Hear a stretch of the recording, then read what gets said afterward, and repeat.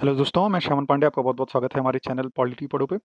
जैसा कि आपको पता है, हम अपने चैनल पे इस टाइम पे लेक्चर सीरीज़ देख रहे हैं, जिसमें हमने स्टैट्यूटरी बॉडीज़ को कवर किया है तथा हम अपने चैनल पे पॉलिटी को शॉर्ट्स के थ्रू देख रहे हैं। आप शॉर्ट्स में जाकर के जो है पॉलिटी के कुछ जो फैक्चुअल टाइप की चीज़ें होती हैं, वहाँ से देख सकते हैं। तथा जो हमारा इस टाइम पे मेन कोर्स चल रहा है, वो एमसीक्यूज़ पे चल रहा है, एमसीक्यू ऑन इंडियन पॉलिटी, जो कि हमने इंडियन पॉलिटी थ्रू एमसीक्यू के प्लेलिस्ट में बनाया हुआ है, जिसमें हम लोगों ने amendment to constitution, sources of constitution, preamble, union and citizenship, fundamental rights, DPSP, fundamental duties, president से रिलेटेड जो है एमसीक्यू कर लिए हैं। इसी कड़ी में आज हम जो है एमसीक्यू देखेंगे प्राइम मिनिस्टर, चीफ मिनिस्टर और काउंसिल ऑफ मिनिस्टर से रिलेटेड। इसके पहले मैं आपको बता दूं कि आप लोग जो है चैनल को सब्सक्राइब नहीं कर रहे हैं, तो प्लीज़ आपसे अनुरोध है कि चैनल को सब्सक्राइब करें, जिससे कि जो है आपको भी बेनिफिट हो सके और मुझे भी जो है मोटिवेशन मिलता रहे। तो चलिए शुरू करते हैं क्वेश्चन। पहला क्वेश्चन है, who appoints prime minister of India? तो पूछ रहा है कौन जो है प्राइम मिनिस्टर ऑफ इंडिया को अपॉइंट करता है। तो इसका आंसर हो जाएगा प्रेसिडेंट ऑफ इंडिया। आपको कंफ्यूज करने के लिए ऑप्शन में देखिए हाउस ऑफ पीपल का जो है मेंबर दिया हुआ है, मेंबर ऑफ पार्लियामेंट दिया हुआ है, लेकिन ये सारे आंसर्स नहीं होंगे। प्रेसिडेंट जो होता है वही प्राइम मिनिस्टर को अपॉइंट करता है।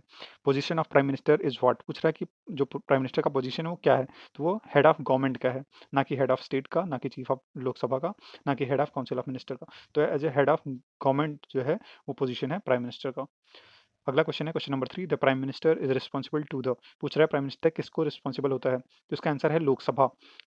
आपको कंफ्यूज करने के लिए पार्लियामेंट भी दिया जा सकता है, लेकिन पार्लियामेंट उसका आंसर नहीं होगा। लोकसभा को जो है प्राइम मिनिस्टर रिस्पॉन्सिबल होता है। क्वेश्चन नंबर 4 है, the minimum age required to become the prime minister of India is. पूछ रहा है कम से कम कितनी एज होनी चाहिए जिससे कि आप जो है प्राइम मिनिस्टर के लिए कंटेस्ट कर पाएँ, इलेक्शन लड़ पाएँ।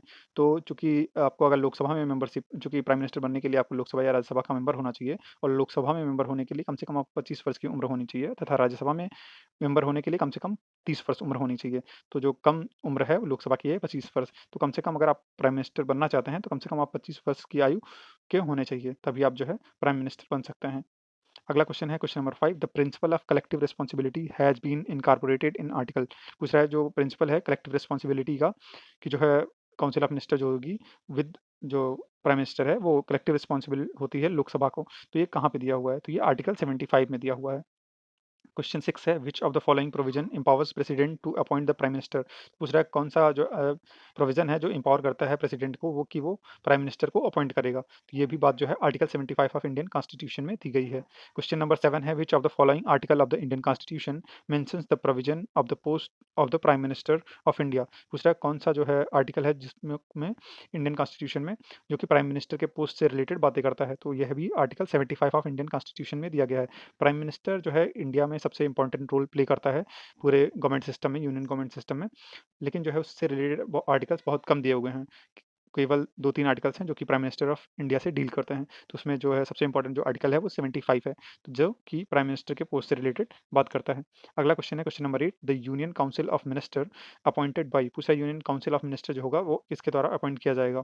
तो ये भी हो जाएगा प्रेसिडेंट ऑफ इंडिया। तो इसका आंसर प्रेसिडेंट हो जाएगा। अगला क्वेश्चन है question number 9, the council of minister remains in office so long as it enjoys the confidence of. पूछ रहा है कि काउंसिल ऑफ मिनिस्टर जो होगी वो ऑफिस में रहेगी जब तक कि उसको कॉन्फिडेंस होगा। तो पूछ रहा है किसका कॉन्फिडेंस होगा, ये पूछना चाह रहा है प्रेसिडेंट का, लोकसभा का, स्पीकर का या प्राइम मिनिस्टर का।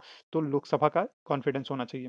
यहाँ पे आपको पार्लियामेंट देके भी कंफ्यूज किया जा सकता है, लेकिन आप ध्यान से देखेंगे तो काउंसिल ऑफ मिनिस्टर को कॉन्फिडेंस चाहिए होता है लोकसभा में। क्वेश्चन नंबर 10 है, the prime minister is set to hold the office during the pleasure of president but in reality he stays in office as long as he enjoys the confidence of. पूछ रहा है कि prime minister को कहा जाता है कि वो जो है प्रेसिडेंट के प्लेजर पे, यानी कि प्रसाद पर्यंत जो है होता है राष्ट्रपति के होता है, लेकिन वास्तविकता में जो होता है कि उसको क्या चाहिए होता है, तो उसको कॉन्फिडेंस आप चाहिए होता है लोकसभा का। तो जब तक लोकसभा का कॉन्फिडेंस जो है प्राइम मिनिस्टर को है या काउंसिल ऑफ मिनिस्टर को है, तब तक जो है जो प्रेसिडेंट होगा वो प्राइम मिनिस्टर को हटा नहीं सकता है। प्राइम मिनिस्टर को प्रेसिडेंट तभी हटा सकता है जब उसको लगेगा कि प्राइम मिनिस्टर को मेजॉरिटी सपोर्ट लोकसभा में नहीं है।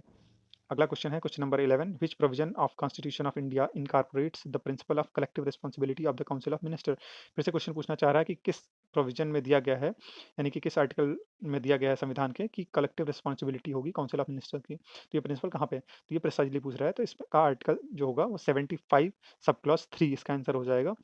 अगला क्वेश्चन है, by which constitution amendment the number of ministers have been limited to 15% of the total number of members of the lower house, यानी कि लोकसभा।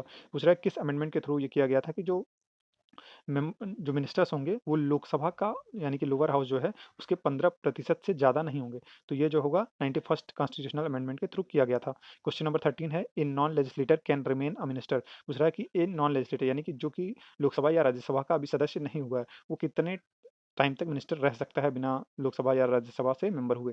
तो वो 6 मंथ्स इसका आंसर हो जाएगा। 6 महीने तक वो बिना लोकसभा या राज्यसभा का मेंबर हुए भी मिनिस्टर रह सकता है। अगला क्वेश्चन है Lok Sabha can be dissolved by the president. पूछ रहा है लोकसभा जो है डिसॉल्व किया जा सकता है प्रेसिडेंट के द्वारा। तो इसका आंसर हो जाएगा on advice of council of minister. तो काउंसिल ऑफ मिनिस्टर के एडवाइस पे ही जो है प्रेसिडेंट लोकसभा को डिसॉल्व कर सकता है। वो अपने मन से लोकसभा को डिसॉल्व नहीं कर सकता है। क्वेश्चन 15 है the total number of ministers including the prime minister in the council of ministers should not exceed. पूछ रहा है कि जो काउंसिल ऑफ मिनिस्टर होगी, यूनियन काउंसिल ऑफ मिनिस्टर होगी, उसमें प्राइम मिनिस्टर को मिला के कितने मिनिस्टर्स से ज़्यादा नहीं होने चाहिए। तो इसका आंसर हो जाएगा 15% of total number of members of Lok Sabha. यानी कि लोकसभा में जितने भी मेंबर्स हैं उसके 15% से ज़्यादा जो है council of minister including prime minister नहीं होंगे।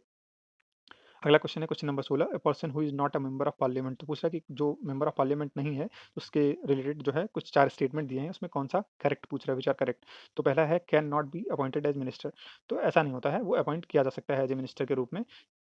अगला क्वेश्चन है can be appointed as a minister for 6 month. तो ये सही है, वो 6 महीने तक जो है बिना किसी मेंबर सदन में मेंबर हुए भी जो है मिनिस्टर रह सकता है। तो ये दूसरा ऑप्शन सही हो जाएगा, can be appointed as a minister for 6 month term re renewable by another 6 month. तो ऐसा कुछ नहीं होता है। थर्ड भी रॉन्ग हो जाएगा एंड फर्स्ट रॉन्ग हो जाएगा। फर्स्ट रॉन्ग हो जाएगा तो सी ऑप्शन गलत, और थर्ड रॉन्ग हो जाएगा तो डी और बी भी गलत हो जाएंगे। तो इस तरीके से हम एलिमिनेशन से भी इसका आंसर निकाल सकते हैं। चौथा भी स्टेटमेंट देख लेते हैं, can be appointed as a minister beyond 6 months on his election to either house of parliament. तो ये भी जो ऑप्शन है ये भी करेक्ट हो जाएगा कि अगर वो 6 महीने के अंदर ही जो है फिर से कहीं ना कहीं किसी सदन में वो मेंबर बन जाता है या फिर वो इलेक्शन जीत जाता है, तो वो फिर से कंटिन्यू करेगा। तो इसका दूसरा और चौथा इसका करेक्ट हो जाएगा, बाकी पहला और तीसरा रॉन्ग आंसर हो जाएगा। क्वेश्चन नंबर 17 है if the prime minister is a member of the Rajya Sabha. पूछ रहा है कि अगर प्राइम मिनिस्टर जो होता है मेंबर होता है राज्यसभा का तो क्या होगा। तो उसका आंसर हो जाएगा ही या सी, जो भी अगर वो लेडीज हैं या फिर जेंट्स हैं, can not vote in no confidence motion. क्योंकि नो कॉन्फिडेंस मोशन में लोकसभा के मेंबर ही पार्टिसिपेट करते हैं, तो इस वजह से जो है राज्यसभा से अगर प्राइम मिनिस्टर होगा तो जो है वो पार्टिसिपेट नहीं कर सकता है नो कॉन्फिडेंस मोशन में। क्वेश्चन नंबर 18 है assertion है court can not review the question to what aid and advice is given by the council of minister to the president। Reason है कि the question of aid and advice by the council of minister is non justiciable issue। इसका answer हो जाएगा both a and r are individually true and r is the correct explanation of a। r जो है explain भी करता है, reason explain भी करता है सेशन को, क्योंकि कोर्ट जो होता है रिव्यू नहीं कर सकता है क्वेश्चन की एड और एडवाइस क्या होगा जो कि given by council of minister to the president होगा। और रीजन है कि क्वेश्चन जो होगा एड एंड एडवाइस का वो the council of minister is non justiciable issue, ये नॉन जस्टिसिएबल है। तो ये काफ़ी डीप क्वेश्चन है, ये यूपीएससी लेवल का क्वेश्चन है या पीसीएस लेवल के क्वेश्चन इसमें पूछे जा सकते हैं। पीसीएसजे के एग्जाम्स में इस लेवल के क्वेश्चन पूछे जाते हैं। क्वेश्चन नंबर 19 है in which part of Indian constitution union council of minister is given. तो ये डायरेक्ट प्रोविजन वो क्वेश्चन है, तो इसका आंसर हो जाएगा पार्ट 5। तो पार्ट 5 में जो है यूनियन काउंसिल ऑफ मिनिस्टर दिया गया है। क्वेश्चन नंबर 20 है what is the term of prime minister of India. पूछ रहा है टर्म क्या होगा प्राइम मिनिस्टर ऑफ इंडिया का। तो आपको कन्फ्यूज करने के लिए देखिए इसमें पहला ऑप्शन ही 5 ईयर्स दिया है, लेकिन नॉर्मली हमको लगता है जो term of prime minister 5 years है, लेकिन इसका आंसर होगा नो फिक्स टर्म। उसका टर्म फिक्स नहीं है, जब भी उसको मेजोरिटी सपोर्ट उसका लोकसभा में नहीं रहेगा या फिर लोकसभा के जो मेंबर उसका सपोर्ट छोड़ देंगे तो अपने आप ही उसका टर्म खत्म हो जाता है, इसलिए इसका प्राइम मिनिस्टर का जो है कोई फिक्स टर्म नहीं होता है। Which article of Indian constitution talks about council of minister to aid and advice president. पूछ रहा है आर्टिकल के बारे में, पूछ रहा है कि कौन से आर्टिकल में ये दिया गया है कि काउंसिल ऑफ मिनिस्टर जो होगा वो एड एंड एडवाइस करेगा प्रेसिडेंट को। तो ये हो जाएगा आर्टिकल 74। क्वेश्चन नंबर 22 है who can remove prime minister of India. पूछ रहा है कौन रिमूव कर सकता है प्राइम मिनिस्टर ऑफ इंडिया को। तो आपको बताने के लिए काफ़ी ऑप्शंस दे रखे हैं, लेकिन इसका सही आंसर हो जाएगा president when PM has not majority support in Lok Sabha. तो पूछ रहा है, और इवन सी भी आपको दिया है कि प्रेसिडेंट एट एनी टाइम। तो प्रेसिडेंट किसी भी टाइम जो है प्राइम मिनिस्टर को नहीं हटा सकता है। प्रेसिडेंट तभी हटाएगा जब प्राइम मिनिस्टर को जो है लोकसभा में मेजॉरिटी सपोर्ट नहीं रहेगा। तो इसका करेक्ट आंसर हो जाएगा D, president when PM has not majority support in Lok Sabha. Question number 23 है which article of Indian constitution deals about duties of prime minister as respect to the furnishing of information to the president etcetera. तो इसका answer हो जाएगा 78। Duties of जो prime minister दिया गया है article 78 of Indian constitution में दिया गया है। क्वेश्चन नंबर 24 होगा appointment of prime minister given under which article of the Indian constitution. पूछ रहा है अपॉइंटमेंट ऑफ प्राइम मिनिस्टर किस आर्टिकल ऑफ इंडियन कॉन्स्टिट्यूशन में दिया गया है। तो इसका आंसर हो जाएगा आर्टिकल 75। क्वेश्चन नंबर 25 है who is ex officio chairman of NITI Aayog. तो ये जो है प्राइम मिनिस्टर इसका आंसर हो जाएगा। प्राइम मिनिस्टर जो होता है एक्स ऑफिशियो चेयरमैन होता है नीति आयोग का। क्वेश्चन नंबर 26 है, who is the political head of central civil services? पूछ रहा है कि सेंट्रल सिविल सर्विसेज का पॉलिटिकल हेड कौन होगा? तो आपको फंसाने के लिए इवन आपको कैबिनेट सेक्रेटरी, चीफ सेक्रेटरी भी दिया हुआ है, होम मिनिस्टर भी दिया हुआ है, लेकिन इसका correct answer prime minister of India हो जाएगा। प्राइम मिनिस्टर जो होता है वो पॉलिटिकल हेड होता है सेंट्रल सिविल सर्विसेज का। क्वेश्चन नंबर 27 है, who is the chairman of national inter state council?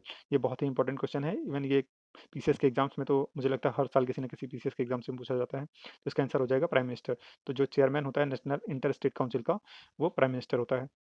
Question number 28 है, who is the head of political affairs committee of the cabinet? तो पूछ रहा है पॉलिटिकल अफेयर्स कमिटी जो होती है कैबिनेट की, उसका हेड कौन होता है? तो इसको यहाँ फंसाने के लिए आपको देखिए पहले नंबर पे ही होम मिनिस्टर दिया हुआ है, लेकिन जो होता है होम मिनिस्टर नहीं होता, इसका आंसर होता है प्राइम मिनिस्टर। प्राइम मिनिस्टर जो होगा वो हेड होता है पॉलिटिकल अफेयर कमिटी की, जो कि कैबिनेट की कमिटीज़ होती हैं। जब हम लेक्चर में पढ़ाएंगे तो आपको बताएंगे कि कैबिनेट की जो डिफरेंट डिफरेंट कमिटीज़ होती हैं वो कौन होती हैं तथा उनका हेड कौन होता है। फिलहाल इसका आंसर प्राइम मिनिस्टर हो जाएगा। क्वेश्चन नंबर 29 है, which article of Indian constitution talks about council of minister to aid and advice governor? तो ये स्टेट के रेस्पेक्ट में पूछ रहा है, यानी कि स्टेट काउंसिल ऑफ मिनिस्टर की बात कर रहा है। तो यहाँ पे इसका आंसर हो जाएगा आर्टिकल 163 ऑफ इंडियन कॉन्स्टिट्यूशन, जो कि बात करता है कि काउंसिल ऑफ मिनिस्टर होगा जो कि एड और एडवाइस करेगा गवर्नर को। क्वेश्चन नंबर 30 है, chief minister is appointed by? पूछ रहा है कि मुख्यमंत्री का जो है अपॉइंटमेंट किसके द्वारा किया जाता है? तो गवर्नर ऑफ स्टेट इसका आंसर हो जाएगा। Question number 31, appointment of chief ministers is given under which article of Indian constitution? तो पूछ रहा है कि अपॉइंटमेंट जो होगा चीफ मिनिस्टर्स का, मुख्यमंत्री का जो अपॉइंटमेंट होता है वो किस आर्टिकल में दिया गया है? तो इसका हो जाएगा answer article 164 of Indian constitution. Question number 32 है, what is the term of chief minister of the state? पूछ रहा है चीफ मिनिस्टर्स का जो टर्म होता है वो कितना होगा? तो इसका भी आंसर हो जाएगा no fix term, because it depends on pleasure of governor. क्योंकि जब तक चीफ मिनिस्टर को लेजिस्लेटिव असेंबली में मेजॉरिटी सपोर्ट होगा तब तक वो जो है एज ए चीफ मिनिस्टर बना रहेगा। अगर चीफ मिनिस्टर को जो है मेजॉरिटी सपोर्ट लेजिस्लेटिव असेंबली में नहीं रहेगा तो जो है गवर्नर उसको हटा सकता है। तो चीफ मिनिस्टर का कोई फिक्स टर्म नहीं होता है। क्वेश्चन नंबर 33 है, to whom chief minister resign? पूछ रहा है चीफ मिनिस्टर को अगर रिजाइन करना होता है तो वो अपना रिजिग्नेशन किसको देता है? तो इसका भी आंसर हो जाएगा governor of state. Chief minister जो होता है यानी कि मुख्यमंत्री जो है राज्यपाल को अपना रिजिग्नेशन देता है। क्वेश्चन नंबर 34 है, through which amendment of Indian Constitution it is added the number of ministers included chief minister of state shall not be less than 12? तो ये भी 91st कॉन्स्टिट्यूशनल अमेंडमेंट से जो है ऐड किया गया था। 91st कॉन्स्टिट्यूशनल अमेंडमेंट जो है काफ़ी इंपॉर्टेंट है, आप इसको डिटेल में जरूर पढ़ें, तथा अमेंडमेंट से रिलेटेड हमने लेक्चर्स भी लिए हैं और एमसीक्यू सीरीज हमने देखी है, उस वीडियो को आप जरूर देखें। आप वहाँ से जा करके देख सकते हैं कि अमेंड कौन कौन से इंपॉर्टेंट अमेंडमेंट्स रहे हैं तथा उन अमेंडमेंट में किस जो है प्रोविजन में जो है चेंजेस किए गए हैं। तो आप अमेंडमेंट जो का लेक्चर है उसको जरूर देखें जा करके। क्वेश्चन नंबर 35 है, which article deals with duties of chief minister as respect the furnishing of information to the governor? अब यहाँ पे जो है पूछ रहा है कि ड्यूटीज ऑफ चीफ मिनिस्टर की बात कर रहा है, तो duties of chief minister 167 of Indian constitution में दिया गया है। अगला क्वेश्चन है, आप इवन जो ये आर्टिकल्स हैं प्राइम मिनिस्टर्स के और जो आर्टिकल्स हैं चीफ मिनिस्टर्स के, उसको याद कर सकते हैं। उसमें कुछ पर्टिकुलर नंबर का गैप होता है, जैसे कि अगर आपको बात करनी है कि काउंसिल ऑफ मिनिस्टर जो होगी, यूनियन काउंसिल ऑफ मिनिस्टर, तो वो 74 में होती है। फिर यहाँ पे जो है फिर वो 163 में हो जाती है। तो कुछ जो है शायद आई थिंक 89 जो है डिजिट्स का गैप होता है। तो वो आप उसको इस तरीके से याद कर सकते हैं। तो ये रहा सारे एमसीक्यू जो कि प्राइम मिनिस्टर, चीफ मिनिस्टर और काउंसिल ऑफ मिनिस्टर से डील करते हैं। तो आप इन सारी वीडियोज़ को लगातार देखते रहें। आप कई बार जब वीडियोज़ को देखेंगे तो अपने आप इन सारे फैक्ट्स जो हैं आपको रिकॉल हो जाएँगे, तथा एमसीक्यू सीरीज़ के जितने भी लेक्चर्स हमने अभी तक लिए हैं सारे वीडियोज़ को देखें। आपको पॉलिटी एमसीक्यू के थ्रू मैं बहुत ही आसानी से सिखा दूँगा, तथा एमसीक्यू जब हमारे कंप्लीट हो जाएँगे इसके बाद हम जो है लेक्चर सीरीज़ कंटिन्यू करेंगे।